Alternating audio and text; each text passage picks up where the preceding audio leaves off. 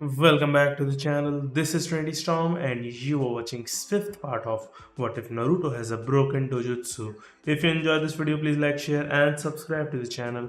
Now, wasting no more time, let's start the story. Anko moved quickly through the trees at a speed that could only be reached by a trained Jonin. Around her, everything was fuzzy. She thought her lungs were on fire, and every step she took hurt her legs. She kept going even though she knew her little brother's safety was in danger. As soon as she got into the forest, she ran non-stop, following every trail her snakes showed her. She had to stop her jerk of an ex-sensei before he found Naruto because he was back in town. Anko didn't even want to think about what would happen if he found out that Naruto had an all-powerful bloodline limit that could make and copy other limits. The smell of ozone made her stop. In front of her, a lightning strike hit a tree. When the light went out, she could see Iruka standing there with static electricity moving all over his body. Anko gave a smile. They had a chance against Orochimaru now that Iruka was an S-class fighter. Iruka asked quickly, "Where is Orochimaru?" Anko noticed that his voice sounded angry, which wasn't like him at all. This was probably because he was losing control over his limit. She yelled, "Follow me!" and jumped over him, running off quickly. It wasn't hard for Iruka to keep up with the Jonin as they moved. He ran next to her and looked ahead to see what he was going to do. He started to feel for any living things within a mile with his bioelectric control.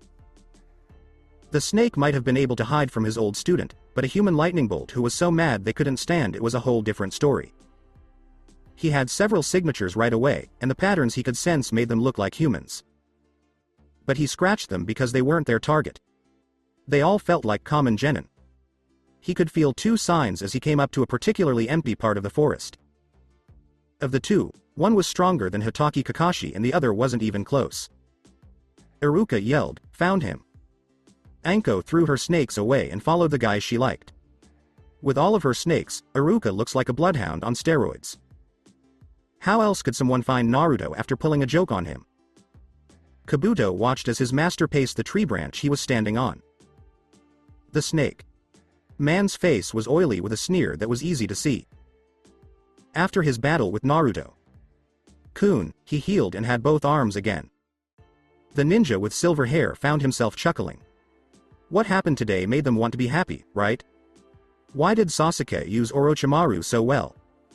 The Snake Master could copy jutsu at unheard of speeds with the Sharingan. His enemies would also be scared when they saw the spinning, red eyes. Of course, Naruto would be very helpful, but there was no word for it. Every bloodline limit in the world, not just the Sharingan. With Byakugan, Mokuton, Jikaitan, and Sharingan, there were really no limits. With a thoughtful look, Orochimaru stopped walking back and forth. Perhaps I should have given him my seal after all. It was Kabuto who asked, "Why didn't you?" The boy's master hadn't marked him? What makes that possible? Before he spoke, the snake Sanin took a moment to gather his thoughts. Like that damnable Rin'negan before it, Naruto-kun is in possession of a transcendent limit. I genuinely do not know how his body would have reacted to the presence of my mark, and with the risks already inherent in receiving one, no, Naruto-kun has become far too valuable to my plans to risk needlessly, especially so brazenly as that.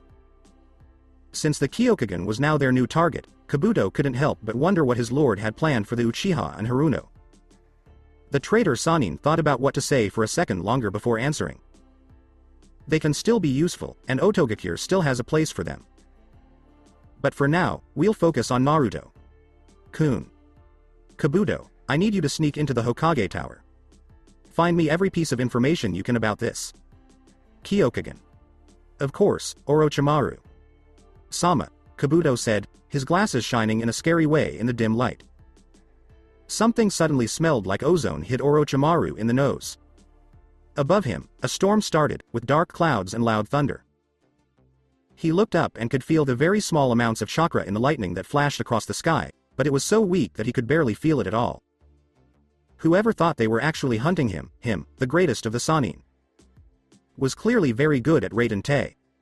He looked off in a certain direction, not sure who it could be. Anko wasn't good at Raiden Jutsu, so it couldn't be her. Also, it couldn't be an Inuzuka because they hunted by scent, and he had made sure to leave a very large trail, in part because he knew that his former student had access to many snakes that could follow them. But whoever this was, they had to be a tough opponent. Being able to use natural lightning in battle was hard, even Orochimaru hadn't been able to do it. But there was one way. "Kabuto," Orochimaru said, "now is a good time for you to leave." His subordinate gave him one nod and then vanished in a spray of leaves. His master was about to start another fight. He was one of the strongest people, but he was still a little weak from his fight with Naruto. Kun. The person who wanted to fight him had no idea what he was getting himself into. Orochimaru turned around as a lightning bolt hit the branch next to him. When the flash went away, he saw a Chunin, based on the way the man was dressed, hanging off the side of the hit tree and holding on with chakra. The snake. Man could see the scar on the newcomer's nose, and when he looked into the man's eyes, they lit up from the electricity running through their bodies, ready to explode with the force of 1,000 thunders. Anko, a former student, jumped out of the trees. If looks could kill, Orochimaru knew he would become nothing more than a mark on the tree bark right away. "My lovely student, how long has it been?" Orochimaru asked with a laugh. "Not long enough," Anko growled, holding a kunai tightly in each hand. She got ready to attack, but Iruka's voice cut through the air and said, "Don't. I'm going to fight him." She said, "But you're strong, Anko," Iruka told her, "but I'm going all out in this battle. I need room. I don't want my attacks to hurt you." However, she couldn't get the words out, but she really wanted to fight this man and make him pay for all the wrongs he had done to her. On the other hand, there was Iruka, a plain-looking Chunin who had a bloodline limit that was almost extinct. Anko could see that he wanted to punish this man, but she could also see why he didn't want her to join the battle. Her anger would make her careless, and he wasn't here for revenge. He was here to protect Naruto and defend the village. She reluctantly agreed. As Iruka jumped to a nearby branch, he threw up a scroll and grabbed it with an outstretched arm. He then used his other hand to unfold the scroll and wipe the blood on his thumb across it. When he threw the scroll into the air, it exploded, and 2 metal rods that were a meter long came out of the smoke. Iruka put out both hands and caught them at the bottom. Across the gap, Orochimaru was watching with interest. When he saw his opponent pulling out 2 weapons, Orochimaru had a snake slide out of his mouth. The hilt of the Kusanagi. No. Tsurugi quickly followed. The traitor caught the dropped katana in his hand as the snake went back into Orochimaru's mouth. "How interesting," Orochimaru said. "I guess I'm about to see the legendary Hyakurai in action now?" Iruka didn't do anything. The snake continued, "It is interesting that the most feared bloodline limit in Kirigakure is in Konoha. It was said that the 4th Mizukage himself killed all of the Hyakurai during the bloodline purges. So, I think you are the only one of your clan who is still alive." Indeed, the academy teacher laughed. "The only person alive who can use the Hyakurai is me." A chill went up both Iruka and Anko's spine when they heard Orochimaru laugh. "Are you sure about that? So what about Naruto? Kun? You must be teaching him something, right?" The Konoha ninjas could not breathe because it was too late. "What did you do to him?" Anko yelled. "Nothing," Orochimaru told them straight out. "Why would I want to mess up something that is perfect? I had nothing to do. All he needs to do is get stronger, which will happen over time. He already shows a lot of promise." "I have never seen such a beautiful bloodline limit," Orochimaru said with a lick of his lips and a creepy glow in his golden eyes. "Naruto. Kun will soon be mine." "That won't happen. I'll kill you first," Iruka yelled. Iruka raised a rod and sent a lightning bolt at the tree Orochimaru was standing on. The snake jumped out of the way just as the lightning bolt hit the branch, breaking it into a million pieces. Iruka jumped up on the side of a tree and then pushed off, using chakra to speed up the move.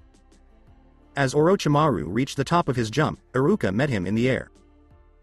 In an instant, Iruka pulled back on his rod and "Use Raiden no Jutsu," Iruka said as he landed softly on a branch. When he turned to look at the body, it was glowing as it fell through the air. Iruka then threw the rods high into the air while holding out both hands. There was a loud boom that sent trees and other things flying through the air. It was stronger than any exploding tag. Orochimaru landed on a branch across the clearing and moved his head as he looked for his opponent. Just then, the smoke cleared to reveal Iruka, who was protected by a clear shield. With the threat gone, Iruka dropped his Raigenheki and caught the rods as they hit the ground again. When Orochimaru saw this, he laughed. If that person was only a Chunin, then Jiraiya was a eunuch. Even though it was fun, Orochimaru told them before hell broke loose that his energy was still low from the fight with Naruto. Kun. Of course, that only meant he couldn't use some of his best moves. If he could, he would have ended the fight before it even started. Iruka used that moment to figure out how much power to use, then he let out all of it with his body. Actinic blue. White danced around him in a jumbled but graceful way, going through trees and arcing between the metal rods he held in both hands. The energy changed colors all of a sudden and became a deep, electric blue. The academy teacher couldn't help but smirk. Blue lightning was 1,000 times stronger than regular electricity. As a descendant of his clan grew, so did the power in their body. Young children always had the weakest bioelectric capacitance, while adults just out of puberty tended to have the highest reserves. Very rarely, some members of his clan had such high bioelectric capacities that their bodies started to compress them, making blue lightning. Sad to say, Naruto would have to wait a few more years before he could start learning the really high level skills that the older people in his clan had. Anko's mouth dropped. She had been Naruto when the boy let out all of his power, but seeing Iruka in the same state, there was no way to compare the two. The difference in power and experience was so big it seemed like an ocean. She would have to talk to Iruka about it later, but for now she just looked at him. An old voice called out, "Kakashi," bringing the man back to the present. He said, "Sorry, I guess I'm not in the mood today," and rubbed the back of his head in shame. He shook his head and poured tea into the cup of the former Anbu captain with hardened fingers. He knew that the man's only desire was to be at a bar with Tenzo, Asuma, Kurenai, and Guy, where they could drown out his worries. Satobi thought it was a good idea to have Kakashi over for tea today. He also wanted to talk to the man to find out more about how quickly Team 7 was getting stronger. Sarutobi took a sip of his tea and casually put his cup down. "It's okay," he said. "Your team is having a rough time. But think about it this way, they might be one of the best teams in the exams. A bloodline limit is something that not many teams can say about every member, let alone someone who can use more than one." Kakashi smiled and said, "You have a point." He then turned serious again and said, "Still, I worry about them, especially Naruto. I'm not sure if the choice I made was the right one. This will help them grow. They were all well trained," Sarutobi said as he took another sip. "Sakura Chan's growth rate is also very fast. Tens has been a good teacher for her." "Yes, he has," Kakashi said without thinking, sipping his own tea before Sarutobi could see that his mask was off. "Sasuke's skills have also improved a great deal. I knew it was a good idea to have him learn from the famous copy. Cat Kakashi." The compliment made Kakashi blush, but his mask covered it. "And Naruto-kun." Sarutobi smiled. "Even I had no idea he had so much potential. Going from being the weakest of his generation to being the strongest is just Naruto-kun for you." As Kakashi had said, he is the #1 most surprising ninja in Konoha. He laughed at the name he had given Naruto. "Iruka, Anko, Tenzo, and you, too, you are all raising a great genin." The talk seemed to stop at that point. Kakashi made himself another cup of tea and then gave the pot to his commander in chief. His commander in chief also made himself a cup of tea. Another thing that made Kakashi think was that it raised a question. Iruka's strength was looked at by the scarecrow as he raised his cup. "To be honest, I don't know," Sarutobi said after taking a sip. Kakashi blinked. That wasn't what he thought would happen. "Do you have an idea?" "When I was trying to decide who should be the next Anbu commander, a few names came to mind," Sarutobi said. Kakashi winced and said, "Yours, Guy, Kun's, and Iruka." Kun's were on the list of possible candidates I made. The Sandame stopped and watched as Kakashi thought about what he had heard. The copy. Cat was shocked to hear that Iruka had been a top candidate for Anbu commander. He couldn't imagine someone like Iruka being the right person for the job. He also couldn't see Guy in that position. The horrors. That was a thought for another time. A sigh and a shake of the head were Sarutobi's next words. Of the names, Iruka had been my first choice. I bugged him about it for a while, but every time he said he loved teaching more than anything else. I bet Naruto changed that view, Kakashi said with a laugh. My grandson is starting to act the same way, Sarutobi said with another shaky head. Every time he walks into school, I worry about the teachers. I think things would be a lot worse if the Hyakurai couldn't sense things. Of course, Konohamaru was never quite desperate enough to escape into the sewers like Naruto. Kun was. That made both men laugh. After a moment, they calmed down and poured more tea. Sarutobi liked these short meetings with different jonin, mostly Kakashi and Iruka these days, to get information about their students. They were always relaxing, and they were also a cheap way to get away from work. But as a matter of fact, Sarutobi frowned. I think Iruka Kun is almost at the mid-S class level. Many people have called him the next Senju Tobirama because of how well he can control the elements. Kakashi let out a low whistle. He knew Iruka was strong, but that strong? That was crazy. He had never seen Iruka at full strength, but if Sarutobi was right, she was the strongest person in the village. Iruka's threat to melt his face off seemed much more real all of a sudden. At first, he thought she wasn't brave enough to do it because she was too nice to do something like that. But now that he thought about it, the threat must have been used before. Is something wrong? Sarutobi asked as he watched the copycat slump into his seat with a scared look on his face. Kakashi said, bad memories, as he raised the cup to his mouth. Oh, yes, Sarutobi said with a wise nod. He must have used that face melting threat against you. The thought of it was pretty scary for me too. Kakashi got tea in his throat and choked. Orochimaru smeared blood along his forearm and then slammed his palm against the ground, calling forth a snake with many heads. The Snake Master jumped to the top of the tallest one, excited about the prospect of a fierce battle. It had been a long time since he had faced someone so strong. Each snake's head lunged at Iruka and hissed, but the teacher didn't move an eye. He raised one rod above his head and pointed the other at the closest head. Suddenly, a lightning bolt hit the raised weapon and went through the other, punching a hole straight through the snake's head.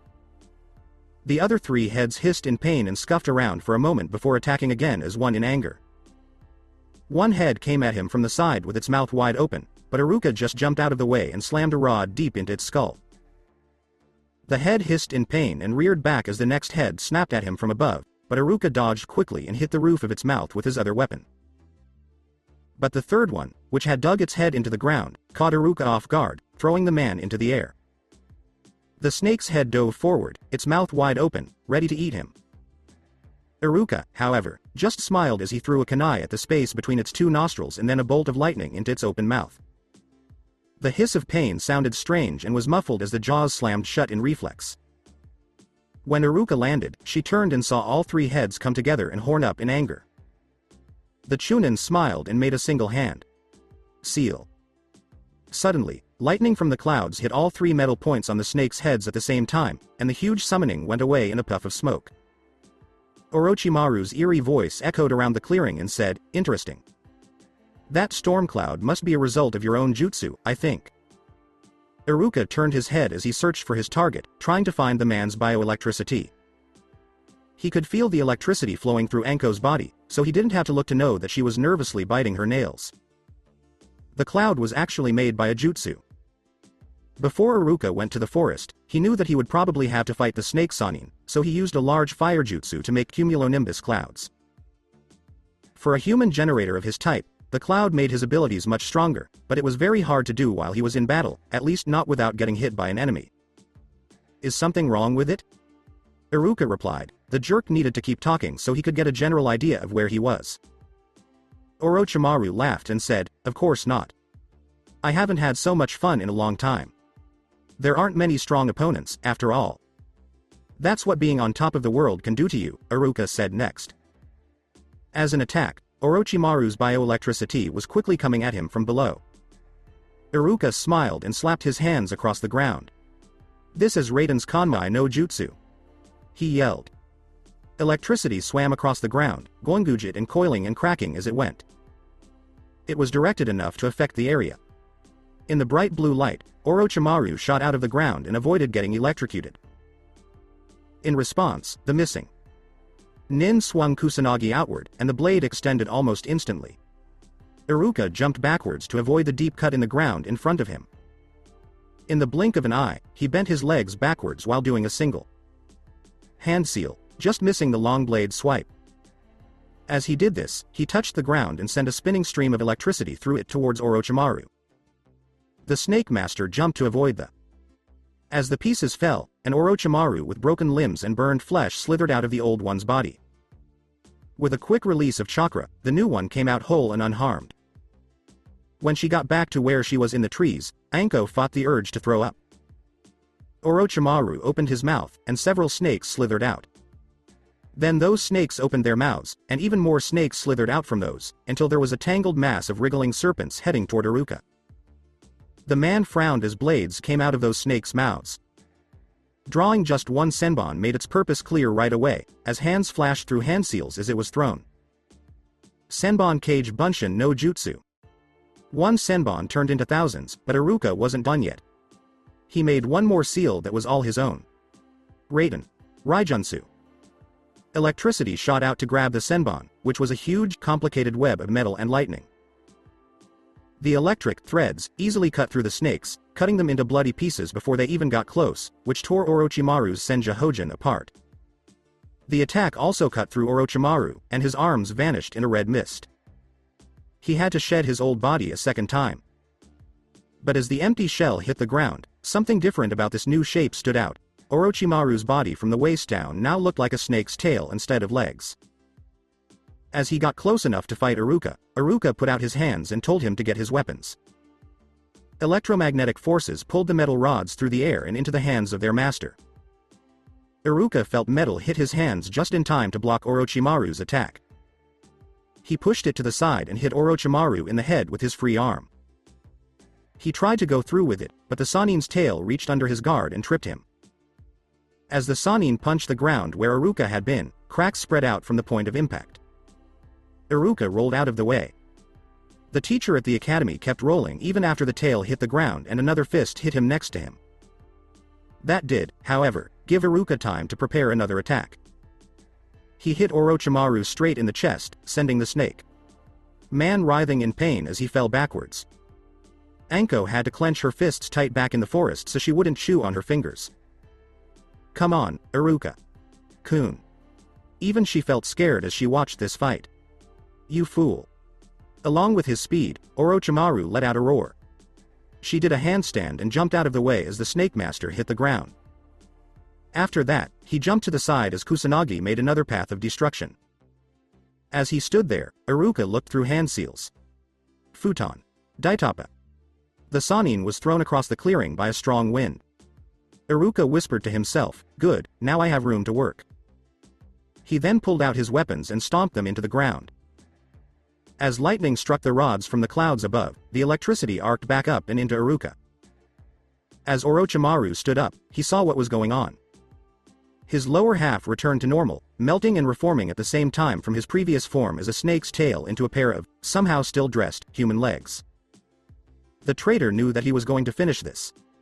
Because the so-called Chunin was gathering so much electricity, it was clear that this would be his power move. If that were to happen, Orochimaru would have to fight back with something just as strong. He had enough chakra to fight a Kuchiyose, but not enough for Sanju Rashomon. Angrily, Orochimaru said, "Damn it," and he bit both thumbs together. He had been messing around for too long, and his energy was almost gone.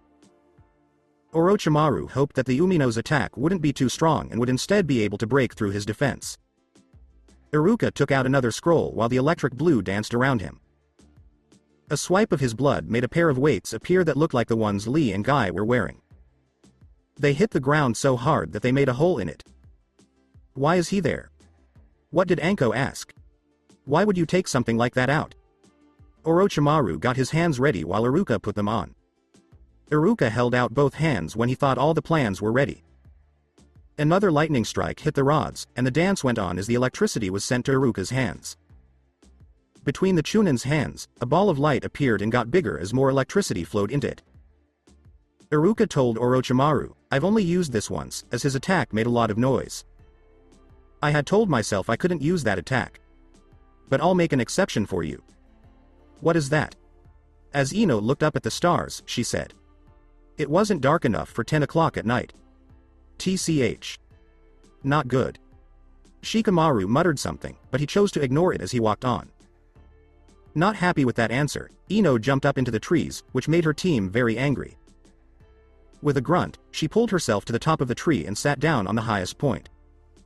What she saw was nothing less than stunning. It looked like the sun had risen early. A lightning bolt above it looked like it had hit the ground and become stuck, dancing as if it were trying to get free. A voice in the tree next to Ino asked, "What is that?" Blonde Shikamaru and Choji had joined her in their own tree, and the blonde was amazed by the sight. "I don't know," she gasped in shock. Anko had to shield her eyes from the ball because it was so bright. It looked like Iruka. Kun was putting everything he had into that attack. She had a random thought that he must really want to kill Orochimaru. "I'm not going to die." Orochimaru hit the ground with both hands. Kachiyose. Niju Rashomon. Two huge, evil gates popped up from the ground. The way they looked at Iruka with those evil eyes made it look like they were waiting for him to do something stupid. It was all Iruka could do to smile. "Really?" Shikamaru asked with wide eyes. It was time for him to stop being so lazy for good. "What the hell is going on?" They popped up from the ground. Like flowers. Chiji said something, his bag of chips lying on the branch in front of him. Ino was stunned and kept quiet. Whatever was going on, it was a big deal. "It's over." Iruka yelled. Raiton, Raikoho. As a beam of pure energy shot toward the Rashomon gates, it lit up the sky and roared as it hit the ground. The first gate was torn apart like paper, and the evil metal turned into a liquid instantly. The second gate just about worked. But it started to glow red hot as soon as it came into contact with the attack. When Orochimaru put the last of his chakra into his only defense, he clenched his teeth. It's possible that he would die if he didn't do it. But even then, light started to leak out because the second Rashomon gate started to bulge and bend, and eventually it stopped working altogether. Orochimaru could only stare with wide eyes for a second before he was wrapped in angry light. There was a line of destruction beyond the gates that cast spells. Trees were either burned up or uprooted, and dirt was thrown into the air. As it split into rings around the attack, the air almost seemed to groan in pain. It was finally done. She stopped the attack when she ran out of chakra. The light went out, and darkness came back in its place. When the storm was over, it was over for good above the field.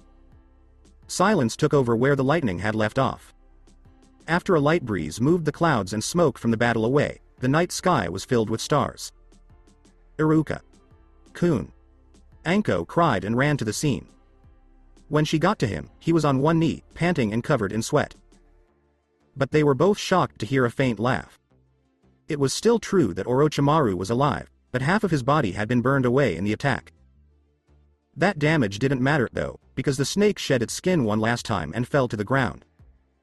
He stood back up in clear pain. "Impressive," Orochimaru said with a smile, even though things were bad. "It's amazing how close you were to beating me. I'm afraid we will have to call it a tie. There is no more chakra for either of us. In any case, it was the most fun I've had in a long time." Anko charged her old master with a kunai lightning fast, faster than she could blink. But out of the blue, a Konoha Anbu appeared in her way and easily disarmed her. "Great," Anko yelled. "We have a spy in Konoha." She fell to the ground next to Iruka after being kicked by the spy.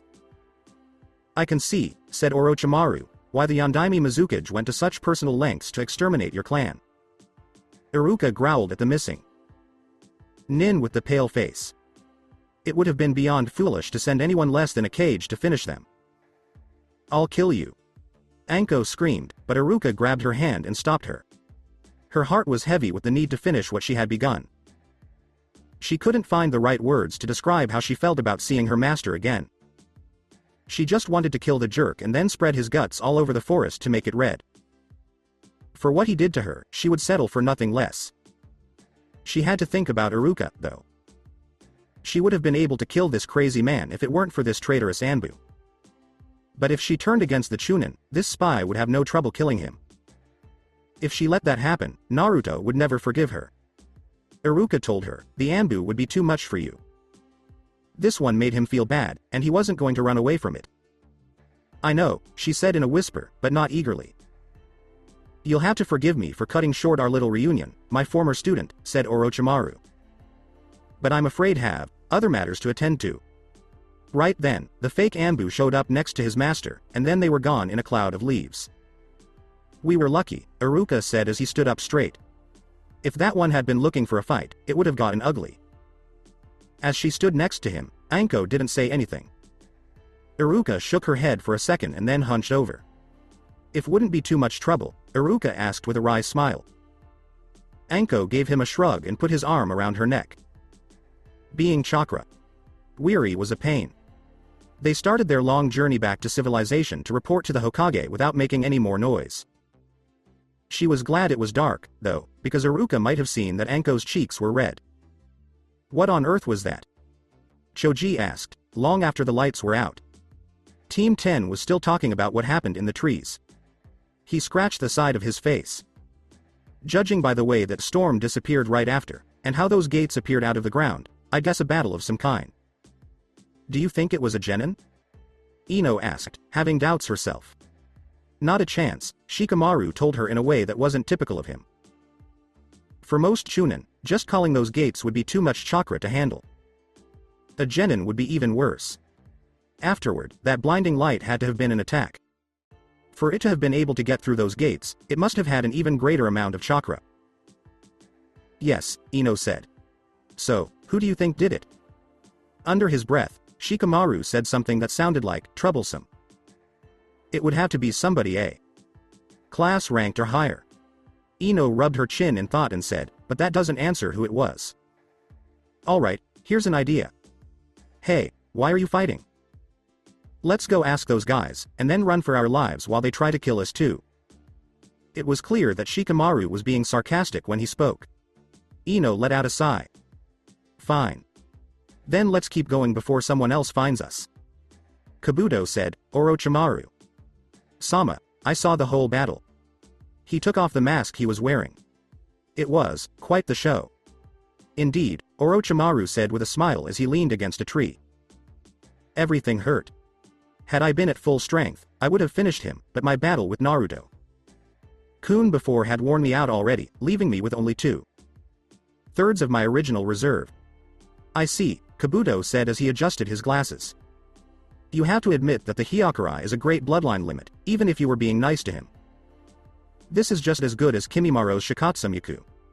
Orochimaru looked at Kabuto and said, talking about that. I want you to bring Kimimaro Kun to Konoha right away. That's what I want Naruto to do. Haku let out a sigh as he looked at the beautiful cage that held the Kyuubi. There was only one question that was bothering him, and he hoped that the she-devil would be kind enough to answer it. He sighed again as he thought about Naruto. That poor kid must be a mess right now. The first person to successfully unlock the Kyokagen's most powerful power, but in doing so, hurt his own body. After that, that annoying vixen went off and caused him a lot of emotional trouble. I didn't even talk about his fight with Orochimaru and his team's encounter with him or his fight with Shizuka, the other transcendental limit holder, before that. No, Naruto Kun's day had not been today. The blonde was sound asleep, and neither Haku nor the Kyuubi wanted to wake him up. Both of them knew he needed a break from his problems, no matter how short it was. The huge vixen opened a single, evil red eye because she knew he was there. She growled, "What do you want?" As if she was mad that Haku had even dared to come up to her. Haku shot back a light glare and took a moment to collect his thoughts in silence. Perhaps a better question might be, what do you want? Even you must have had some reason for the actions you took today. As the Kyuubi stood at her full, towering height, she laughed and opened both eyes. Those eyes got very close to the boy with dark hair. She growled, "Why would you want to know?" She didn't even try to hide how angry she was. "I am interested," Haku said in a calm voice. He, or rather the person he was made to look like, had lived and died serving those stronger than him. He knew the giant fox's tricks for what they were, and he didn't fear them like other people might. Unlike you, I can't have a plan. I'm just a representation, nothing more. You, on the other hand, clearly have a clear goal of some kind. I would know what that is. At that, a dark laugh came from inside the cage. Freedom, was the answer, which was surprisingly honest. What I want is freedom, little ninja. Free will? Like that? Haku frowned because he wasn't sure if he should believe her or not. He knew that the truth was never simple or pure. The vixen then said, one like you would never understand, which must have shown on his face. She then faded back into the depths of the cage, leaving only those glowing eyes visible. The 9. Tails thought, yes, none of them could ever understand. It's possible that they thought it was reasonable to assume that her only desires were to escape and be destroyed. What a stupid idea that would be, those people. She did want revenge, but it wasn't the only thing she wanted. Do not mistake it, that jerk Madara would pay for what he did to her. It would be so bad that the hidden village of the leaves would be burned to the ground, and her anger would be like something out of a story. Raise the waves and level off the mountains? Ha! She was going to split the sky in half in front of them, and it would be the last thing they ever saw. Once she was done with them, they would know what disaster really means. All of that would be small compared to her real goal, though. What did she need? Free will. Freedom from being just an animal. Not having to be someone else's pawn. Freedom from being just a piece. Free will. The sound of that word rolling off her tongue was as sweet as honey. The Biju were almost like wild animals because they didn't have a vessel to keep them in. They were slaves to their own base instincts. When they were like that, they were like marionettes, mindless puppets that did whatever their masters told them to do. Uchiha the Madara. Hideyoshi Senju. That's how people like them were able to control them and use them as weapons.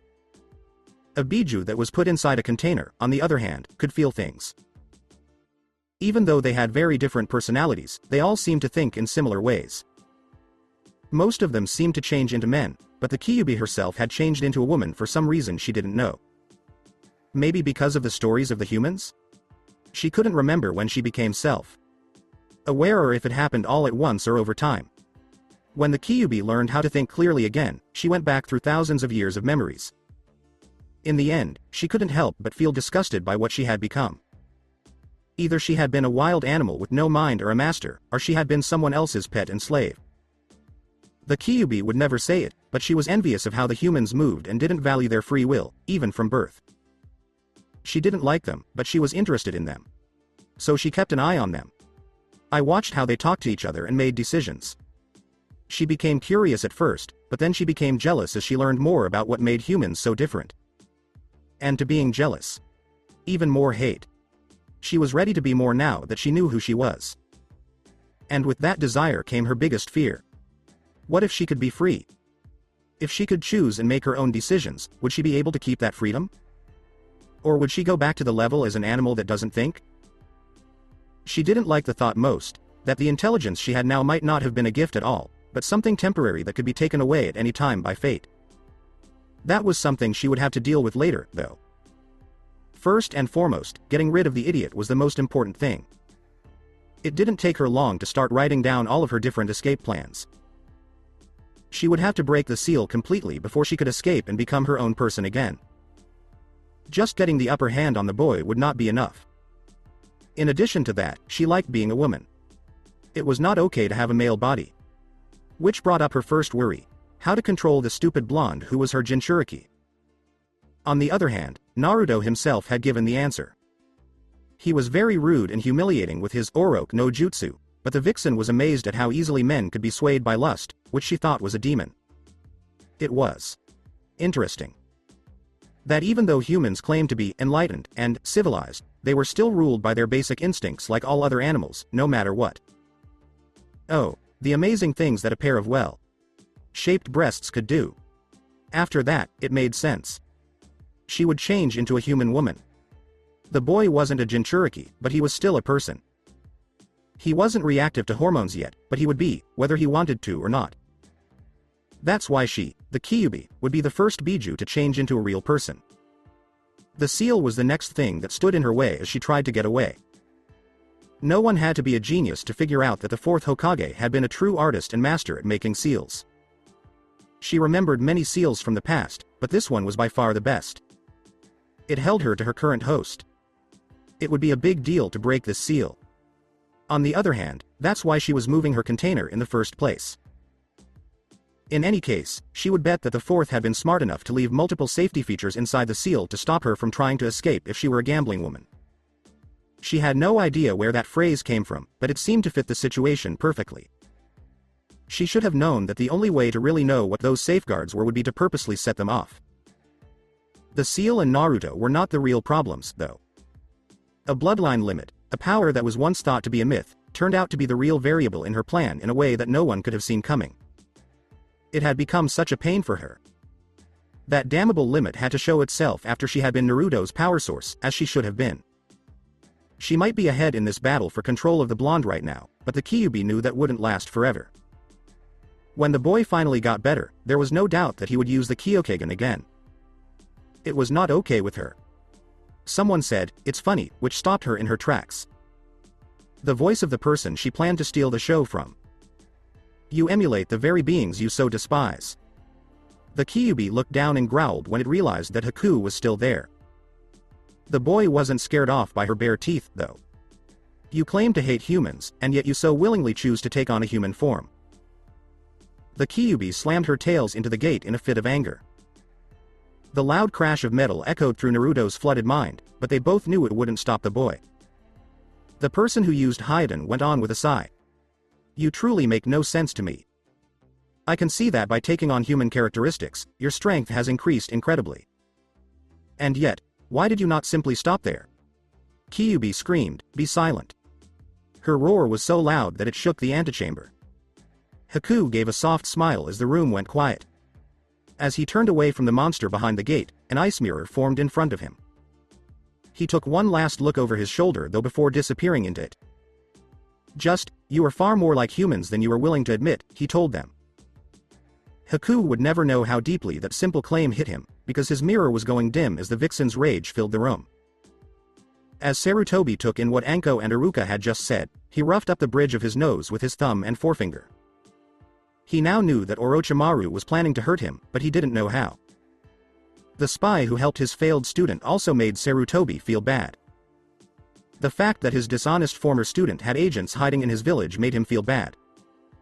The fact that Orochimaru knew about the Kyokagen was the worst thing of all. Konoha was in a very dangerous situation at this point. The veteran of 3 great shinobi world wars looked up from his thoughts to see Anko and Iruka standing tall, even though they were both hurt. Anko, on the other hand, looked pretty much unharmed compared to Iruka.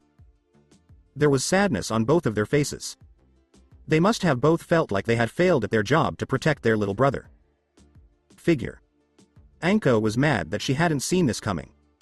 As soon as she realized that egg-sucking sea snake had broken into the exams, she should have called Naruto's team. She really wanted to believe it was just a stupid genin with more ego than sense trying to copy the move of a famous traitor. She knew better than that. The man who used to be her sensei was brave enough to try to sneak into the strongest of the 5 great ninja villages. She should have known that more than anyone else. Iruka asked Hokage. Sama nicely, "Isn't there anything we can do?" The samurai sighed. He was really getting old for this crap. Sadly, no. Not at this time. Anko was angry and staring down at the ground like she had just eaten a lemon. Although Sarutobi was pretty sure he could smell a faint hint of ozone, Iruka at least kept his cool. He didn't think either of them was to blame. It was clear that the news was awful for both of them. I don't know what Orochimaru's intentions are, although on a few points I can probably guess, the elderly man said. Until he moves, we have no choice but to wait, and bide our time. But he knows about Naruto-kun now, and that complicates matters considerably. We cannot predict how he is going to react to the Kyokagen, and for that reason, it is paramount that we keep a keen eye on him for his own protection. We cannot allow him, or the Kyokagen, to fall into outside hands. Anko asked, "Shouldn't we take him off the tests? Hell, for that matter, shouldn't we just cancel the exams altogether?" His lips were pressed together in a grim line. In fact, that's what he thought of first when Orochimaru's name came up. They should be able to fix the problem and focus on finding Orochimaru before he can reveal Naruto's secret to everyone. If they had enough time, Iruka and Anko could smoke the snake out of its hole by themselves. But time was the main problem in and of itself. For some reason, it was impossible to guess how long it would take for the traitor to go to ground. The fact that Konoha had been after Orochimaru for years without catching him showed that the old snake was very good at hiding his tracks. He had a reputation for being both a legendary ninja and a notorious missing ninja and traitor. Before this, Konoha had never really been able to beat him, and even then, there was still a lot of uncertainty. They could only wait until then. The tests will go on, Sarutobi finally said. It hurt him a lot, but the good of many still beat the good of one. Naruto was important, but he wasn't the village as a whole. Even though Anko and Iruka didn't seem to be reacting, Sarutobi knew they were probably really upset because Iruka's lights were flickering in a very subtle way.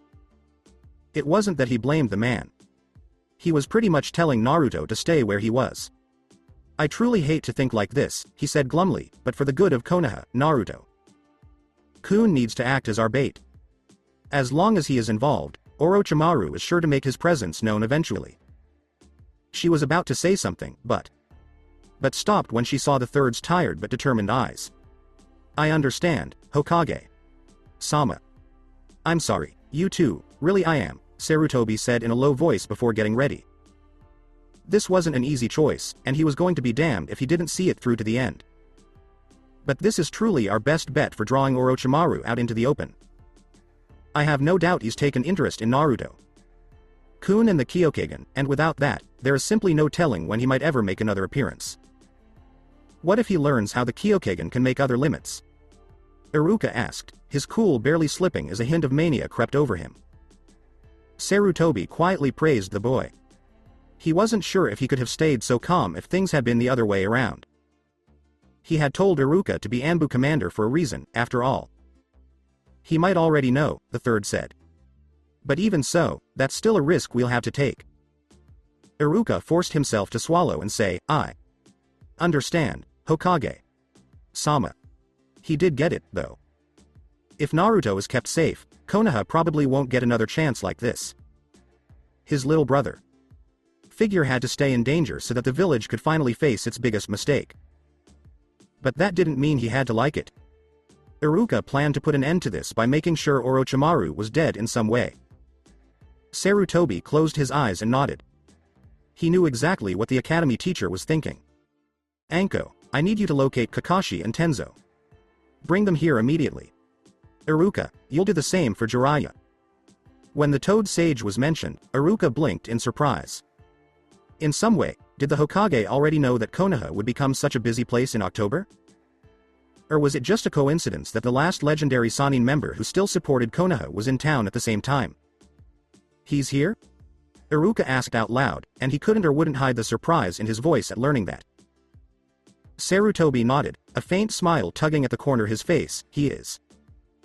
And if I know my old student at all, you should be able to find him around the hot springs. One of his favorite research stops. We need to react quickly to the situation.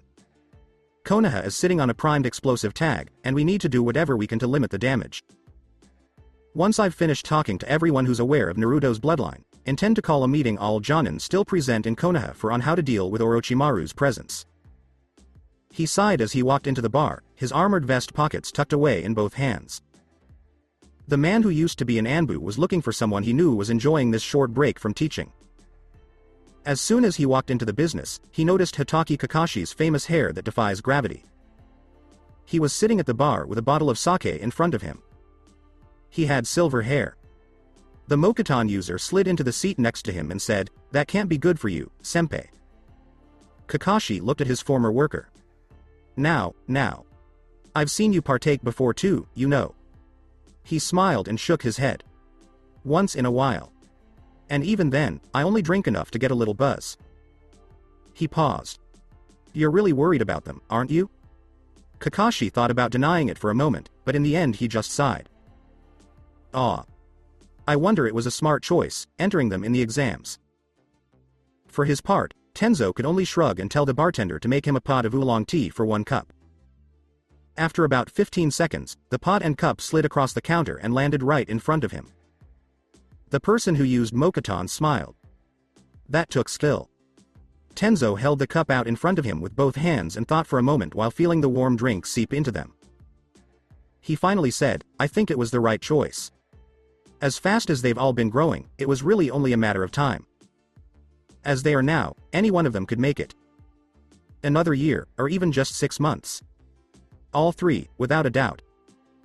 It's strange, but for some reason, I can't help but see those three as the next Sannin somehow, the old Sannin, before Orochimaru's betrayed the village and Tsunade." Haim left it. He sighed, who knows, maybe even greater than that. He was done with his part, and Tenzo finally drank some tea. That's good stuff. Kakashi fell asleep next to him and thought about what his Kahai had just said. Only the truth. Each and every member of his team, including himself and Tenzo, had a bloodline limit, which was very unusual even in the world of ninjas. In that case, the setup was very strong. It was more than just blood, though. It was power. His team quickly became known for being able to not only learn but also use what they had learned in ways that most people wouldn't have thought of. Even Asuma came up to Kakashi after Team 10's fight with Naruto and asked him straight out, "Kakashi, what the hell are you teaching these kids?" At that very moment, Kakashi could not have been happier with them. His only eye that could be seen got soft at the thought. Yeah. All three of them are one of a kind. The next time Kakashi thought about this conversation, he would swear that he had never said anything so bad before. Tenzo and Kakashi noticed an odd movement in the corner of their eyes and turned around to see a new person sitting down 3 chairs away from them. Also, neither of them knew who she was, which was kind of interesting to the 2X. Anbu. A woman who looked about Kakashi's age or a little older, with wine-colored hair that flowed freely and was held up by a terrible white and pink hairclip that didn't go with her outfit at all. That being said, she wasn't wearing something very common either. She was wearing a black dress that reached her mid-thighs and shorts that were too tight to cover her legs. Since this was a shinobi bar, she mostly looked out of place. The two of them might have thought she was a normal person if not for the hitai that was wrapped around her arm like an armband in the set of thin, hidden kunai that was strapped around her right thigh. The symbol on her armband, which was important to the 2X. Anbu, wasn't one they knew either. It was a sun partially hidden by a crescent moon, like a stylized image of a solar eclipse. They became even more interested when they thought they heard the woman order a shot of hard liquor, straight, no ice, rum, they thought they heard her say. It was clear that she was upset about something, but her training wouldn't let her show it. To anyone else, she might as well have been there just having fun. Genjutsu specialist? Tenzo asked in a low voice, sliding his lips together behind another sip to hide the movement. The tea was really good. Kakashi gave a small nod and pretended to look straight ahead while he played with his own saucer. It looks like it. Might not even need the Sharingan to pick up the powerful Genjutsu on her arms. Give me a second to check, he said, lowering his mask for a split second as if to take a drink.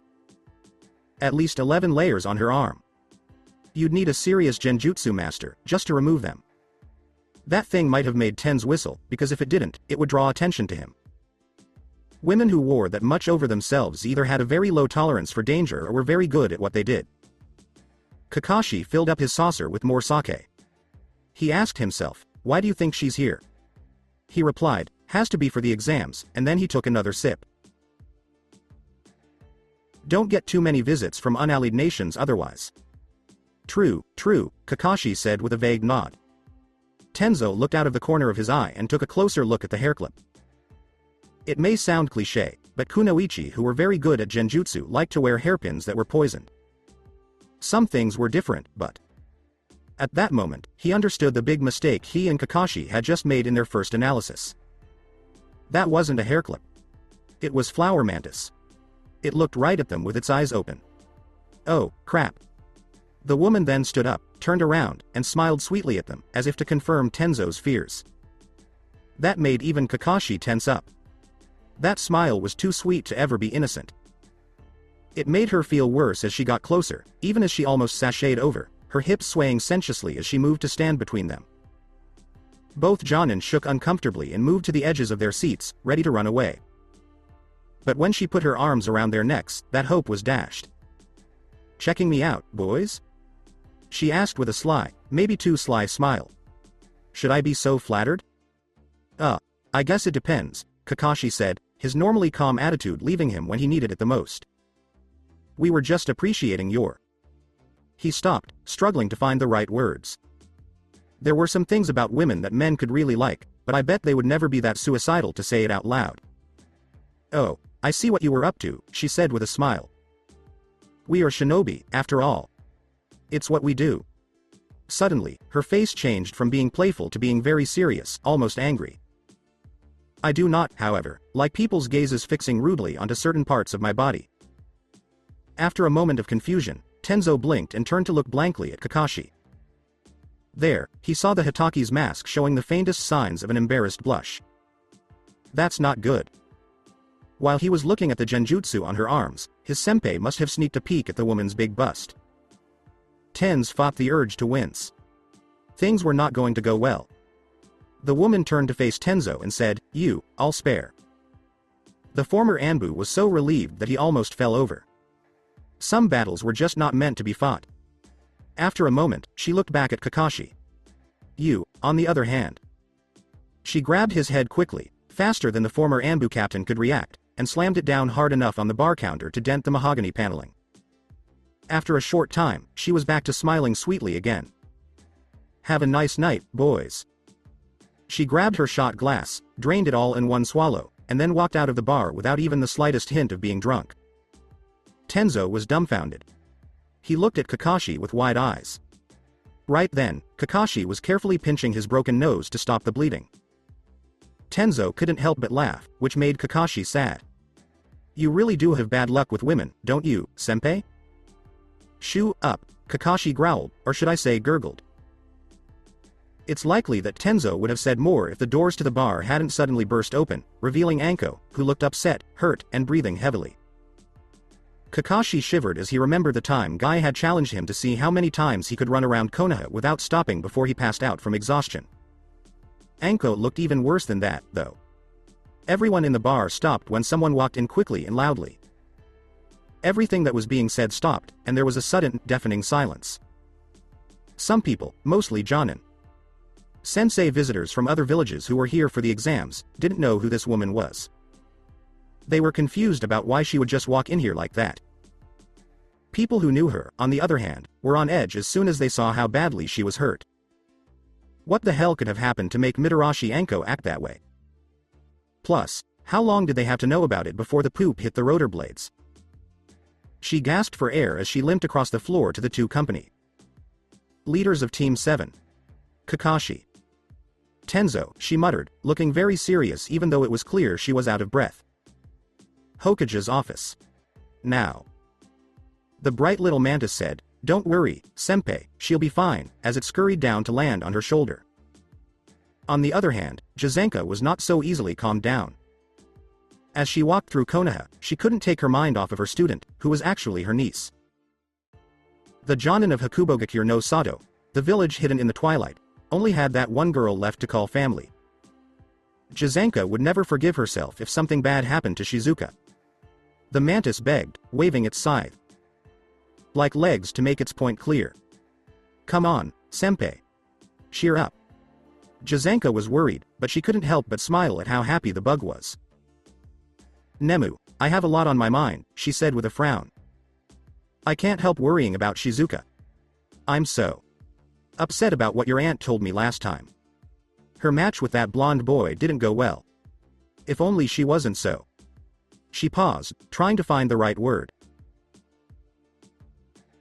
There are many words that could be used to honestly and accurately describe Shizuka.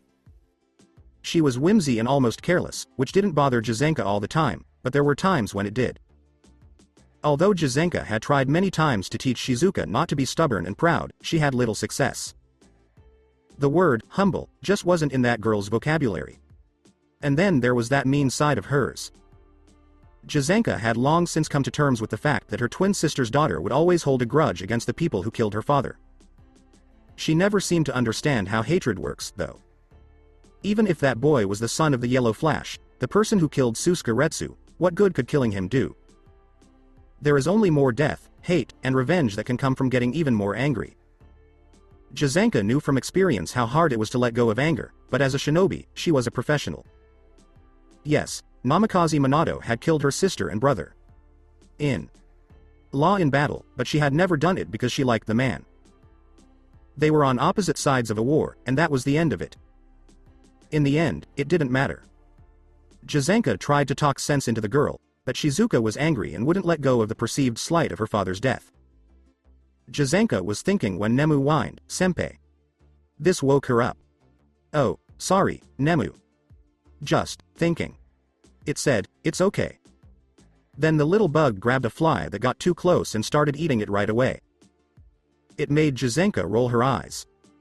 Being a summoner of a mantis was interesting, and they also helped the person who called them.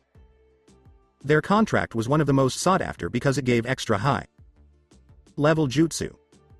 Almost as sought after as the famous toad, slug, and snake contracts of the legendary Sanin.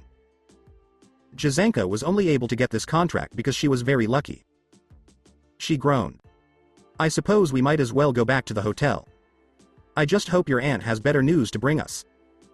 According to Jizenka, she sent a mantis to watch over her niece to make sure she didn't get into too much trouble. But the first report that came in wasn't very good. Shizuka may have found the blonde boy she wanted to kill, but their fight wasn't at all what she had imagined it would be, a one-sided slaughter. She thought the boy's name was Naruto, which is an odd name.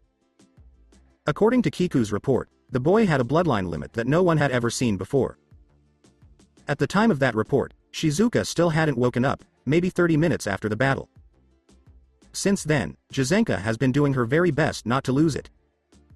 "Please come back whole," the redhead said to herself as she walked into the hotel lobby.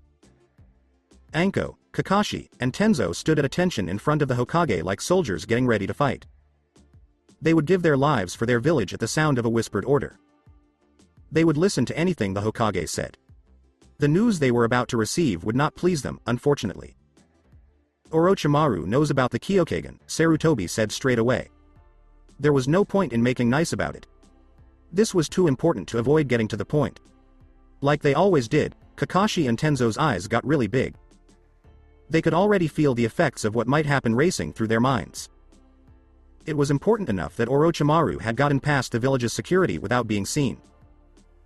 However, the fact that the traitor knew about Naruto's bloodline limit and the power it might have made both men shiver uncontrollably. Then those looks turned into firm resolve. On top of their dead bodies. Sarutobi told them straight out, he seems to have snuck into the exams as one of the genin applicants. We still don't know what his true intentions are, but when Anko and Iruka Kun were able to fight him, both Jonin blinked and turned to look at the woman. Anko seemed normal at first glance, but they were both too experienced to miss the terrible pain hiding beneath her surface. Orochimaru seems to have told someone that he knew about the Kyokagen and that he had already met Naruto Kun in the forest. Sarutobi shrugged, "Or not. My former student's arrogance has always been one of his biggest flaws. No matter what the reason, our forces fought him, and we might have even been able to finish him if not for the traitor who showed up in our ranks as one of our Anbu at the wrong time. At this point, no one knows where either person is." That made both Kakashi and Tenzo growl. A traitor. Traitors were the thing that people in Konoha hated most. To believe in the will of fire was to give your life for the safety of the village and its people. To betray that was to insult everything that Konoha stood for. "What do we need to do, Hokage? Sama?" Kakashi said quickly, and all signs of apathy burned away, leaving behind the face of a professional soldier and assassin. "For now, nothing," the third answered in the same short way. "We don't know what Orochimaru plans to do until he does something next. However, we do know that he now cares about Naruto Kun and his growth, so anything he does will definitely involve him. Because of this, I'm going to have someone who knows about the Kyokagen keep an eye on Naruto Kun in case Orochimaru shows up. Excuse me, Hokage, Sama? Where are Iruka Kun and Jiraiya, Sama? Anko asked herself in a nervous voice. Jiraiya. Sama is in the village? Tenzo asked with a blink. Actually, that did come as a bit of a surprise to the Mokuton user. The Toad Sage was known for being very private and weird, and he hadn't been to Konoha in 12 years, since the fourth's death, leaving plenty of space between his fingers. He is, the Hokage confirmed, I got him to come to town just before the exams, but I haven't seen him since our first meeting. The only thing I can think is that he's been watching the women's bathhouses the whole time. I thought Iruka-kun might have been able to get him before this meeting, but it looks like my old student is still being hard to find. Does he know already? Kakashi asked. Sarutobi said, yes, he does. I told him, for a number of reasons. Although he wasn't very open about what that information was, it looked like he already knew some things about it. Okay, I'll get him to come out, Anko growled, his eyes narrowing at the thought of the pervert with white hair. But you're not giving Naruto any tests, right? Tenz asked. No, Sarutobi said straight out. The other two Jonin were stunned by the third's answer. If I did that, Orochimaru might never come out of hiding. I hate the thought of using one of our own genin as bait, but this is our best chance ever to finally beat Orochimaru. In secret, Tenzo could see the elder's point of view and agree with all of it. He felt sick to his stomach at the thought of using a child as bait to catch a dangerous criminal, but for something this important, the ends would really justify the means. Plus, he couldn't go against his commander. In chief's orders. That was always considered treason. I understand, sir, he said with a solemn bow. He hoped that history and Naruto would forgive him for what he had done. Good, you're all free, Sarutobi said with a weak smile. His bloodshot eyes opened, and he groaningly propped himself up on his elbows to take a look around. He was in a forest. Oh, right, it was time for the Chunin exams. Then memories of yesterday came flooding back like a herd of cattle. Naruto had to grit his teeth to fight the memories of the fights with Shizuka and that snake guy. He also had to fight the memories of meeting the Kyuubi and Haku. It took a lot of effort for him to loosen up his jaw, and he let out a sigh. This exam had been nothing but a pain in the behind so far. He was beginning to regret signing that waiver. Naruto sighed and ignored the strong but dull throbbing behind his eyes as he slowly stood up. His vision was clear enough that he could now see clearly around him. He and Orochimaru had actually done a lot of damage. There were scorch marks, craters, broken trees, and a lot more. There was also blood, a lot of blood.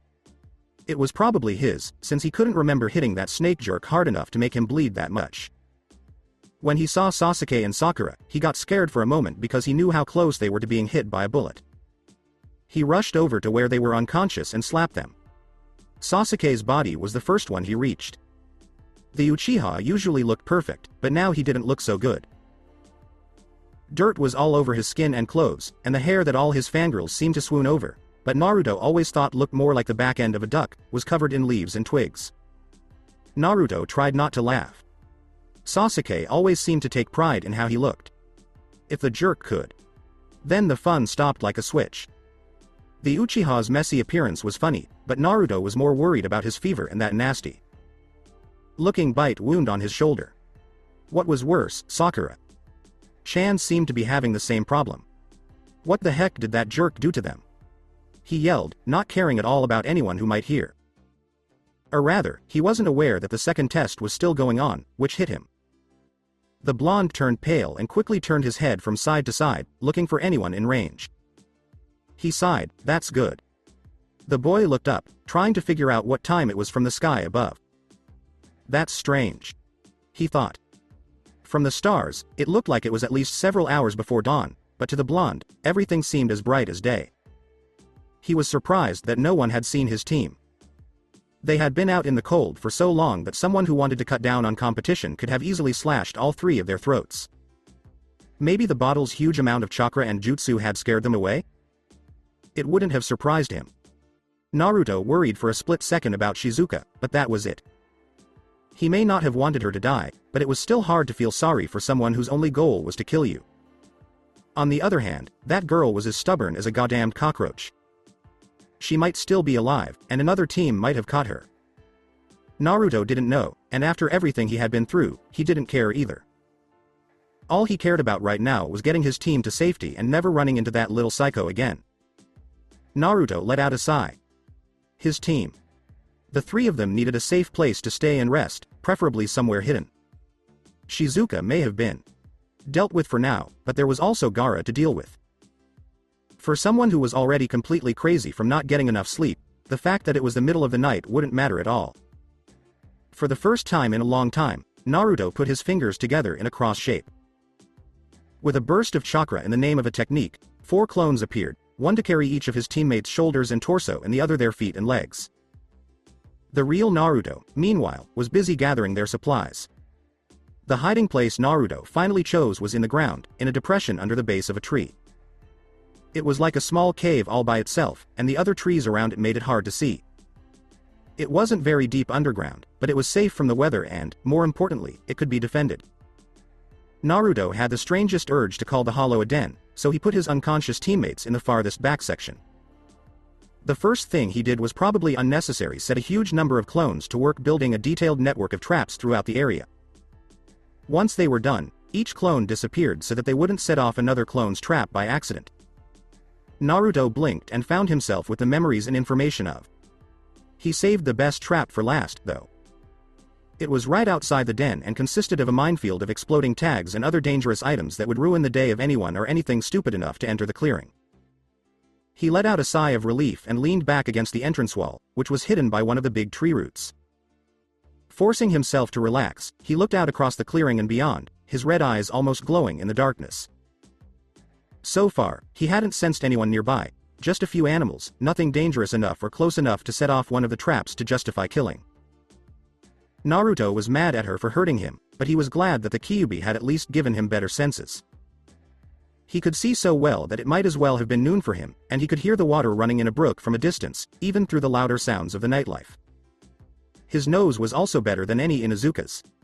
From behind him, he heard the sound of a throat being cleared. He laughed. Talk about the devil, and you'll see her tails. What do you need? He bit out and turned around to see her.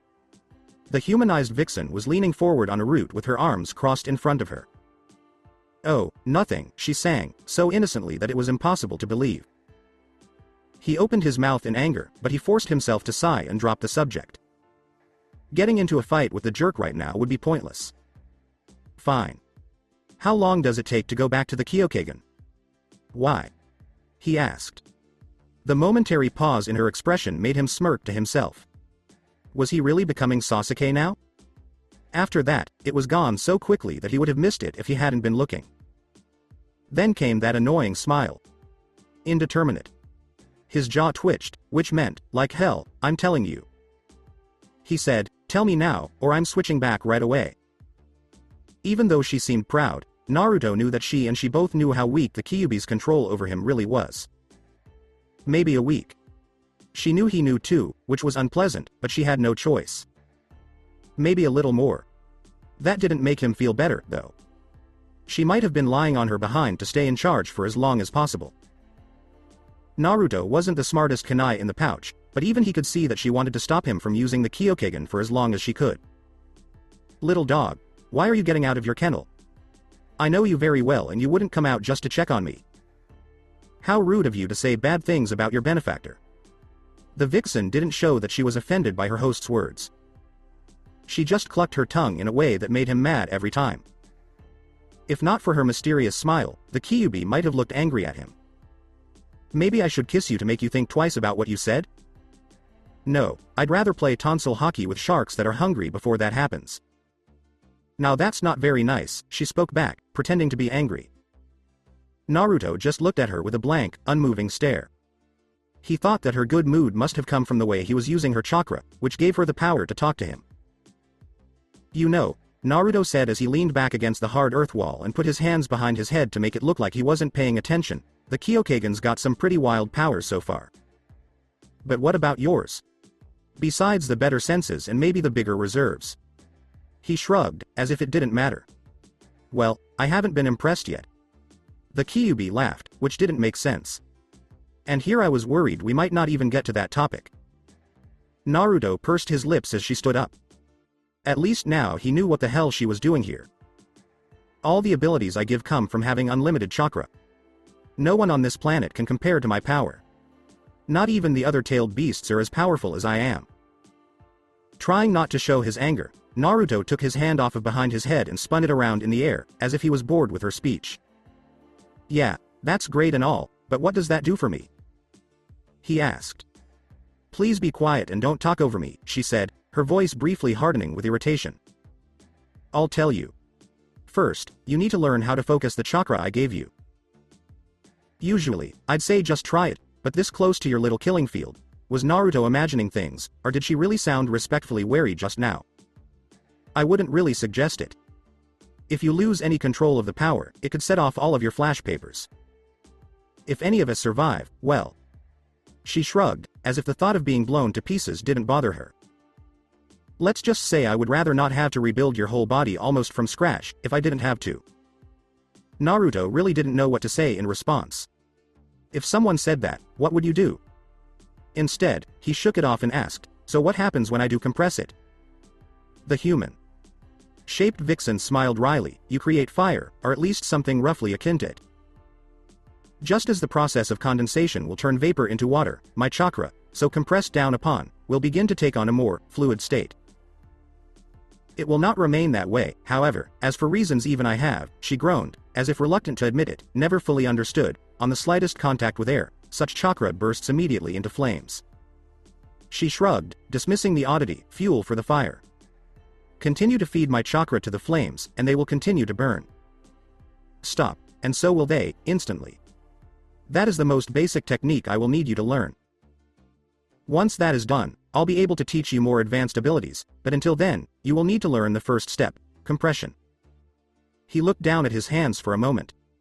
Even though they weren't marked or damaged, he could easily picture them on fire. He paused briefly as he searched for a better word. So basically, once I do learn how to make this, he said. Fuel chakra, I'll be able to learn all the other stuff? He asked. The redhead said, yes. That's right. My powers might not be as varied as the Kyokagen's, she said, trying hard not to clench her teeth at the thought of that disgusting bloodline, but they are powerful nonetheless. You could call it a question of quality over quantity, she smirked, the insult clear. Naruto sighed and rubbed the back of his head sourly. That still means I'm back to square one, he said. Oh, quit your whining, boy. I'm sure you'll come to love my abilities, she said. Then, as if to make her point even stronger, her eyes changed all of a sudden. They were completely human. Looking except for the color of their pupils, which quickly grew longer and turned into vertical slits. Her crimson irises lit up and began to glow with chakra. After that, she was gone, like she was never there. Naruto made a face. Maybe she hadn't, after all. When he looked up, the deep blue of night was giving way to the colors of morning. That was where the bite marks were on Sakura, Chan and Sasuke's necks. He had to clean those up right away to keep them from getting infections. He also needed to do what the Kyuubi told him to do and try to figure out how to focus her chakra down, as she had said. It was also important for him to figure out how to get two hurt teammates out of the forest without getting caught. It was going to be a long day, he sighed. After making fun of the forest before the test, Sama had to be punishing him, he was sure of it. Yes, it is the forest of death. Naruto walked into the deepest part of the den and laid down next to his sleeping teammates, about an arm's length away. He took one last look at his makeshift minefield and knew he needed to sleep. Naruto tried to sleep as lightly as possible by using one of the backpacks that was still there as a pillow. Iruka had been looking for the legendary Toad Sage ever since he met the Hokage a few hours ago. It is legendary and seems to be very hard to find as well. Even though Iruka had looked in all of the bathhouses, she still hadn't found the sexy Sannin. He had thought about it once, but he hadn't slept much, so maybe that was because it was so late at night and the bathhouses were almost empty, except for people who were staying up late. It was after that he stopped using the third suggested search parameters and did it his own way, bioelectric tracking. But for some reason, that method wasn't working either. Iruka still hadn't found his target even though the sun was starting to rise above the horizon. If Iruka kept looking like this, he was either going to pass out in the middle of the street or start seeing things that weren't there. He sighed and was about to give up. He had been looking all night. Yes, it did sound good to sleep right now. Jiraiya Sama could wait until tomorrow. After making up his mind, Iruka looked up to see if there was a street sign. He was not too far from his apartment, about 12 blocks away. Iruka walked along with his eyes closed and only opened them every few steps to make sure he didn't run into anything or anyone. He let his mind wander, and he felt something or someone. It felt like the signature of a toad. He instantly felt less tired when he realized it was him. But almost on the other side of Konoha. What did it matter? Iruka jumped onto a power line and rode along it like a grind rail, sparks loudly shooting out from under his feet. He was moving so fast that the cold morning wind was pushing against his face. Without the glasses, all that could be seen was a wake of deadly sparks. Unfortunately, Iruka didn't use this method as much as he used to because he was no longer a full on prankster. The Densho no Jutsu helped you move quickly through cities, which could be useful for getting away from the police after pulling a prank, but it caused electrical surges that were usually much stronger than what most light bulb filaments nearby could handle. As a teacher at the academy, he had to show his students how to behave. But he had a duty from the Hokage that he had to do, no matter how wrong it was. At the very least, the ridiculously early hour should have been able to limit the damage. That short thought had already given him enough time to get as close to his target as the open power grid would let him. To land in a crouch on the empty street, Iruka flipped off the wire. The sparks that were trailing behind him also stopped. He thought to himself that he was very close to Anko's apartment, but he just ignored it as a coincidence. He had forgotten what kind of man he had been sent to get because he wasn't getting enough sleep. "You're loud," a man said in a rough voice above him. She blinked and looked up. There was an old man with white hair crouching on a tree branch above her. He held a spyglass that looked a little old and pointed it at an open window in front of him.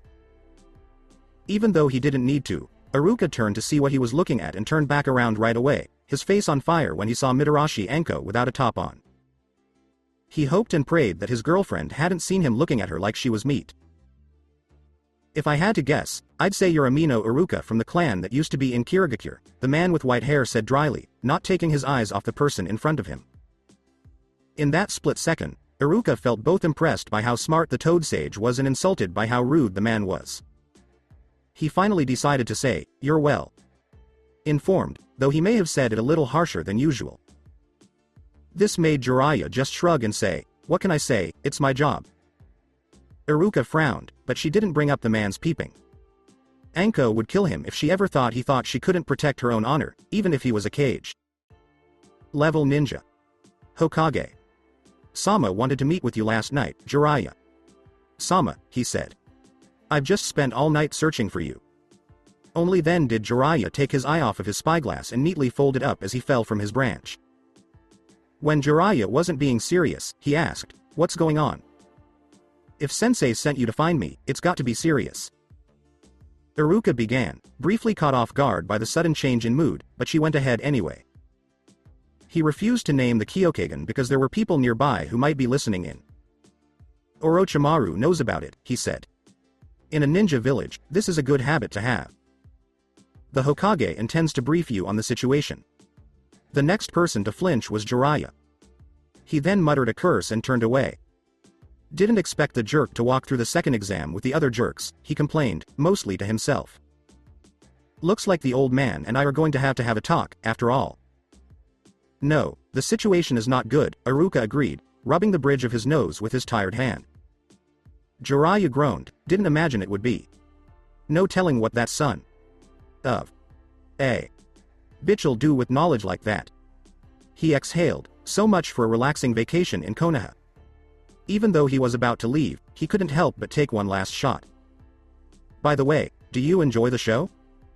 The Konoha residential district was awakened by the sound of thunder, but there wasn't a cloud in the sky. When Naruto woke up, he was grunting and his back hurt like hell. He felt like he had slept on a rock. As he half staggered out of the den and into the open air, he heard some of the most painful sounding pops. After a few morning stretches, he thought his back might stop hurting. He let out one last big yawn and put his hands together in a way that was familiar. The clone was an exact copy of him and looked just as tired and grumpy as he did. Naruto wasn't in the mood to give long instructions, so he just grunted, "Water. I think there's a stream back over that way." He then jerked his thumb in the right direction, where he had heard the sounds of a stream late last night. "Don't set off the traps." When the clone heard the acknowledgement, it grunted and nodded.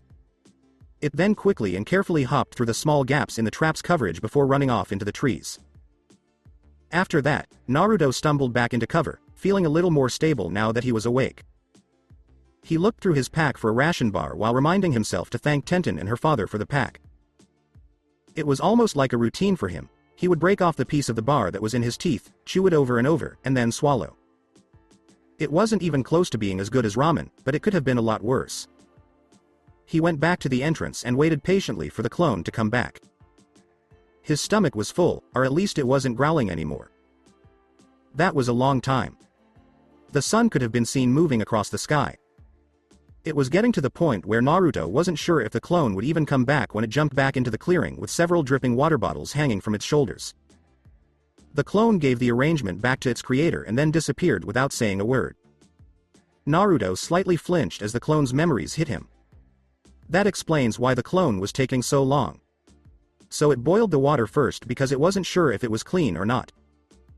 That was a good idea. Why didn't he think of it? Why does he need clean water? Unless... No. When Naruto looked down, he saw that 2 of his teammates had been killed. They were both out cold, so he had to take care of them until they stirred. Why that guy? He shoved that feeling of pity away with another shudder. He knew he didn't want to do this, but if he didn't, who would? Naruto made another pair of clones, one to help him and the other to make sure he stuck to the job until it was done. He then carefully sat Sasuke down so that he could take off his shirt, and he started to clean up all of the cuts and scratches the Uchiha had gotten. Thought to himself, what the hell did all of those fangirls see in this jerk? It was definitely not a buff upper body. As he turned the Uchiha over to look at the back, what he saw on the other boy's neck stopped him in his tracks. On the side of his neck, right next to what looked like a huge snakebite, 2 perfectly round, equal sized puncture wounds, there was a mark that looked like a distorted Mitsudomoi. It was almost like a tattoo. What the hell? The boy then had a scared thought. That snake jerk must have given this to Sasuke in some way while they were fighting. Then Sakura-chan joined the fight. How about her? He quickly rolled over to his other teammate and scrubbed at the dried and crusted blood on her neck as he dumped the Uchiha's body into the arms of his clone. Oh no. Sure enough, there was another mark on her neck. This one was made up of 3 curved lines that spread out from a central point, making it look like a flower with 3 petals or a windmill. He yelled out loud, "What did that jerk do to them?" Then stopped in shock as another thought related to it came to him. He washed Sasuke's body, but Sakura still had it. That meant he had to take her dress off. Please forgive me, Sakura-chan. He prayed and clapped his hands together twice, and then he got ready to do what had to be done. Jiraiya wasn't happy, and he wasn't happy when he first got to Konoha. Orochimaru knew and was now going after Naruto. Now there was nothing else for Jiraiya to do but take action to protect his grandson. He only told the 3rd Hokage, "I'm going to train him." Sarutobi gave a knowing smile. I had a feeling you were going to say that. Will the month's break before the 3rd exam be sufficient? The last loyal Sannin smiled back, and the look on his face was almost the same. Gladly. What do you want to do? Asked the 3rd. Jiraiya lost his smile and made a frown. First, he needs to learn not to depend on the Kyuubi or the Kyokagen.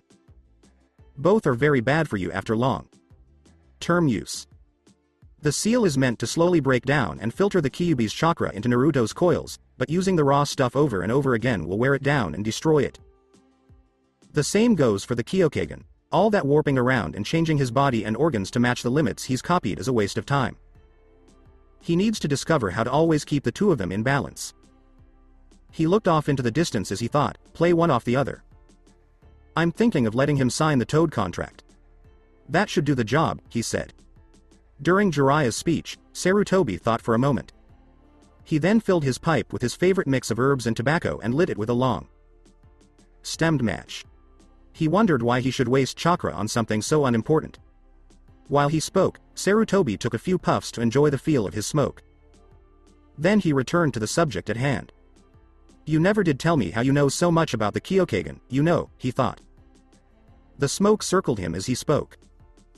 Believe it or not, I heard about it in Iwagakure, the Sannin said, leaning forward a bit as if telling the old man something private. It's really just legends, but if you look at it now, it makes a lot more sense. Jiraiya knew all about that because, for the sake of prophecy, he had trained someone who had actually had the Rin'negan. Jiraiya knew for sure how true that old bedtime story was. I see, Sarutobi said with a frown and a small puff of smoke. Would you tell me about it? Jiraiya frowned and said, maybe later. I worry more about Naruto than anything else right now. Yes, Sarutobi said with a strong voice. Orochimaru won't dare come near him if he knows you're with him. He knows that, ego aside, the two of you are still too good for each other. But we both know that there are ways to get around that too. I really don't understand what he wants to do.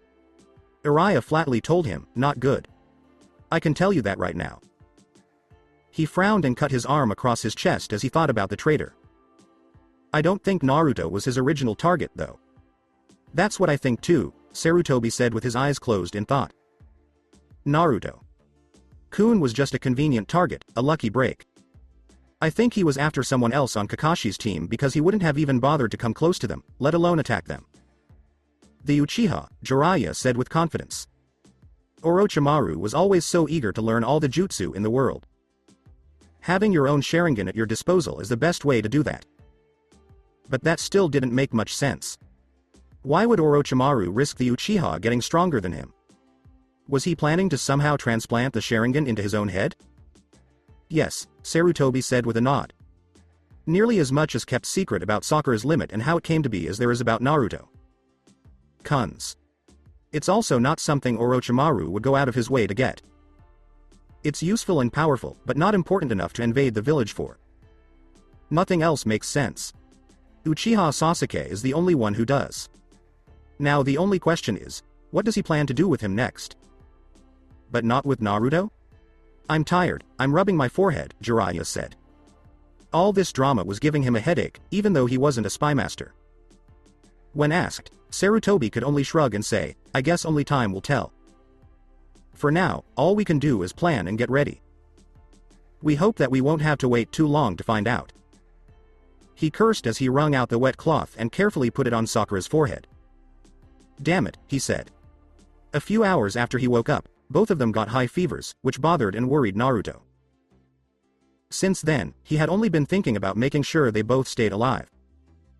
Every once in a while, one of them would whimper, but Naruto wasn't sure if it was from pain or a bad dream. At least Sakura had a sports bra and shorts on under her dress when Naruto tried to clean her off.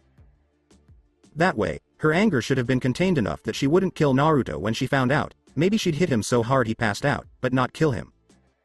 He wished. A sudden, hot voice behind him said, you should probably leave them alone for now. Naruto clenched his teeth. He was already furious that his tenant, a jerk, wouldn't stay in her cage where she belonged, but he wasn't going to let her enjoy seeing that. Could you please leave? For the rest of my life? He bit out, even though he probably already knew what she was going to say in response. When he turned around, he saw her sitting on a tree root above him, her shoeless foot swinging back and forth as it hung there. She looked up at the sky with her hands behind her head as if she didn't care about anything. It was expected that she would pout, as if his rejection had hurt her feelings. Ah, you sound like you really don't want me around, she said. The pout turned into a sly, and to be honest, more than a little cruel, smile. It was just a suggestion, anyway. I don't think there is much more you can do for your friends than what you have already done. You need to learn how to use my powers. As you are now, it's not a pleasant thought to think about what Gaara would do to us if he decided to come out and play. Fine, Naruto spat, you have a point. Could you please leave now? The Kyuubi did what she was asked and disappeared, but not before giving Naruto one of those annoying smirks. He knew she would be just below the surface, ready to show herself at any other chance. He huffed. The she. Fox was as annoying as a child who only wanted attention. But she did have a point, even though it hurt him to admit it. Since both of his teammates were out, he had to protect them all.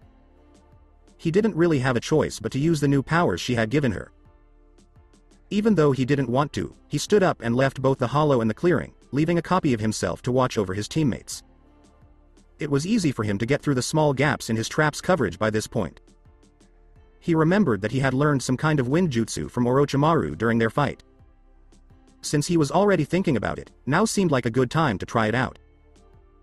The trip to the stream where his clone got the water took longer than he thought. Maybe his hearing was that good after all, since he could hear it from so far away last night.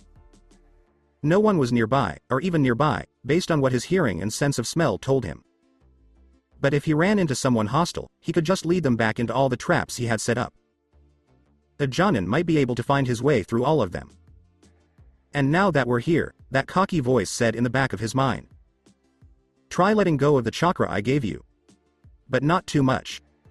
We don't want other teams to figure out where we are and come looking for easy prey. Naruto looked, but this time he didn't see the stupid furball coming to life outside of his mind. She muttered, yeah, whatever, and did what she was told. She let go of the chakra. He was surprised by how strong it was. It was nothing compared to what he felt he was really capable of, but it had to be at least 3 times as strong as what he had before he found the Kyokagen. He thought it felt a lot like when he pushed himself too hard during taijutsu practice at the academy. You know, that burning feeling you get all over your body when your muscles just can't go any further without rest. That feeling wasn't at all pleasant. He wasn't sure if he liked it. Alright, that's a good start, the Kyuubi said. Now you need to do this. When his master came, Kabuto felt it more than he saw or heard it. Yes, Orochimaru did show up, stooped a little on the balls of his feet as if he had just landed from a shunshin. Feeling better, Orochimaru. Sama? The traitor and spy with silver hair was asked a question. Your fight with Amino Iruka was quite the show, your chakra reserves were all but empty at the end of that. Both of them were on the outside of the forest, far enough away that no one could see them or make a mistake. It was getting dark again, which made it even harder to find them or follow their movements. My time in Konoha has been very helpful, Orochimaru said with a slick grin. At first, I only went to this fake exam to give Sasuke Kun my grade, but I ended up finding an even more amazing treasure. Naruto. Kun seems to be even more amazing than we could have imagined or even predicted. Of course, Sasuke Kun and Sakura Chan are also useful in some ways. Kabuto agreed and said, they would be good additions to your elite guard. Although I rather doubt Tayuya or the twins would necessarily say the same, he smiled. It's most likely that those two would be leaving the Sound 5 over time. 4, he corrected himself. Kimimaro might ever be in danger of losing his job, but the way he was right now made him completely useless for anything Orochimaru Sama wanted to do. No, joining that group would waste their potential skills, Orochimaru said, disagreeing in a friendly but thoughtful way. They are old, but they would make good backup containers if something happened to Naruto Kun that I couldn't move to his body. Even though I'm sure they'd make great soldiers for me. It made Orochimaru feel almost giddy to think about what could happen. He might be able to make his dream come true and learn all the jutsu in the world. Not only jutsu, but also bloodline limit moves. He would be able to do anything. He finally stopped his pleasant daydream and turned to more important things. Still, nevertheless, he said, I cannot help but wonder what might have happened if I had put one of my marks on him. What would Naruto Kun's limit have done in response, or the other way around? What would have taken place? No one knows for sure, but I could have ruined it completely if I had. Kabuto nodded and looked thoughtfully through his glasses. Yes, indeed. It is very hard to find information about transcendent bloodline limits. It's possible that we could understand them better if their numbers weren't so small throughout history. That's why we need to be careful with this, Orochimaru agreed. One mistake and this whole chance could be lost. He said, if it had been any limit other than one of the Great Three, I might have been willing to do experiments on it. Even though Kabuto had just blinked, a sneaky smile crept across his face as he remembered something he had forgotten. He quickly pulled his business cards out of his pocket. He quickly looked through them all and eventually found one card. It gave Orochimaru information about a girl he had never seen before. I know this person isn't Naruto Kun, but this girl has some cool skills that you might be interested in hearing about, the spy said with a smirk as he gave his master the card. Orochimaru quickly looked over the information because he was interested. His interested face changed into a particularly gleeful sneer. Yes, this should be entertaining, at that. As Shizuka stumbled through the woods, her arm hurt and she held on tight. She fell when her heavy feet tripped over a root. She yelled in surprise and tried to cry out in pain, but she couldn't. For a normal person, this pain might be bearable, but because the genzome had given her a hypersensitive nervous system, it made the pain unbearable. The pain of tired muscles felt more like acid was trying to break her down from the inside out. She let out a gasp and tried to push herself up, but her arm gave out. She felt terrible pain as she hit the soft ground, and she had to fight the urge to scream. She wouldn't let it stop her, and she slowly rolled over onto her back over what seemed like forever but was probably only a few seconds. Her vision was blurry from the pain, and she stared up at the stars. Her pearly eyes could see every detail that the darkness would have covered up. One good thing about the Genzome was that Shizuka never had to worry about going blind at night. Yes, she thought it would be good to die right now. There is no way she could have been as ready as she was if she knew that blonde jerk was holding back that much power. It was not just a mistake in strategy. It was a complete mistake that almost cost her life. But she was starting to understand that she would never be strong enough to face the boy head on. The Genzome wasn't made for that. Even though it was the weakest of the three great Dojutsu, Shizuka had no choice but to accept this. With the right ninjutsu, the Rin'negan and Kyokagen were designed to take out whole battlefields. The Genzome, on the other hand, was more like a tactical limit. It took full advantage of both the enemy and the battlefield. Without a doubt, Shizuka was not strong enough to win that fight. Whether it was that blonde jerk or her own anger, she had forced herself into situations that made it harder for her to win. She was not going to do that again. A sudden, sarcastic laugh that echoed through the trees jolted her out of her thoughts. Well now, what do we have here? It looked around in a creepy way, giving Shizuka chills all over. Shizuka got back up as quickly as her hurt body would allow. She looked around with her rainbow-colored eyes. Her first thought was a genjutsu, but she quickly threw that idea out because she knew the Genzome would have been able to see right through it. There was someone there, and Shizuka was quickly getting tired of where she was. The voice laughed, "Are you scared?" To be honest, she really was. She knew she wasn't ready for another fight so soon after the last one. Her chakra was almost dangerously low, and everything hurt too much. The way she was now, even a normal genin team had a far too good a chance of killing her for her peace of mind. Even less so for someone as clearly skilled as she thought this person might be. She wasn't going to tell him that, though. "Oh?" She scoffed, putting her hand on her hip and making her voice sound much more sure of herself than it really was. "And what makes you say that?" "By the way, you're shivering," the voice replied with a smug, amused tone. Like prey held in place by a predator's gaze. So many people have begged for their lives. Will you do it too? Shizuka gave you a mean look and dropped the confident act. She didn't like how condescending you were. She was really mad now. She yelled, "Fuck you, jerk."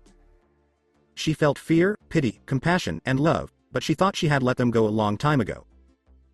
They only did things to hold her back and keep her from getting strong. She should get rid of them along with the rest of her old self's trash so that nothing could stop her. After that blonde jerk had to change everything. Shizuka thought she had let go of her old fears, but they came back to fight the power of that other transcendental bloodline limit. To be afraid of him, to die, or to fail. The way she felt had hurt her just as much as her injuries. She didn't want to live this way, she swears. She was not going to. A voice whispered into her ear from behind her. "Aren't we the little rebellious one?"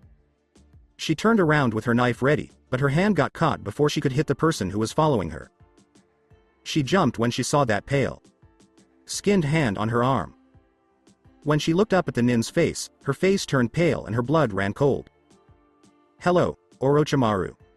Now one of the most dangerous and infamous traitors and missing nin on the continent, he used to be one of the legendary Sannin of Konoha."